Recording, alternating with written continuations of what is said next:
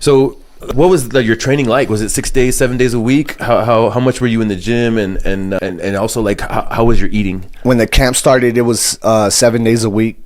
Damn. Training, no breaks. And then since I coach and I run my gym, I had to be doing all these classes. That's another thing I was gonna say, is that you're not just a fighter, like you own your gym and actually coach at your gym. Yeah, so mentor at your gym. So I would find time pre-teaching in the morning. I would train before or sometimes after, and then in the evening I coach again. Later in the evening, 6 p.m., 7 p.m. I coach. So I would train before that or after that, and then I just had to find time in the gaps. You know, a lot of people make excuses. I don't have enough time. This and that. There's no excuses, brother. There's 24 hours in a day. If you want it, you could get it. Yeah. If you want to train, you could make it happen. Yeah. There is time in the day. You need, I think, average person, you know, you need 5-6 hours of sleep. You know, if you get 9, awesome. That's great. If you get 5-6, you'll be fine. You know what I mean? It's not. You got 24 hours. That leaves you with what? Say you get 6 hours. That leaves you with 18. Right? 18 hours. So. Then what are you gonna do with those 18? How you gonna split it up? If I coach, you gotta eat, you gotta take a shower and all that shit. You know what I mean? How you gonna split up your time? Yeah. And that, I think I've heard that from entrepreneurs, and it's like you can hear all the advice you want.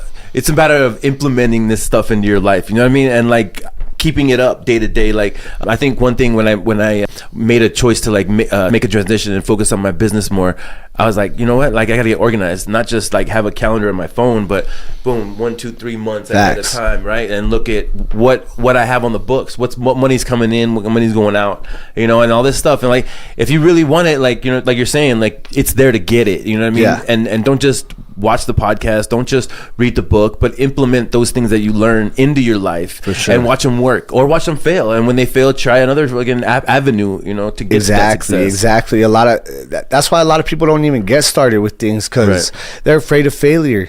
You know what I mean? They're afraid of failure, and you know, failure is scary. It is scary, and it does hurt. Right. But in that is where you can find yourself in those moments, and we spoke about this before plenty of times.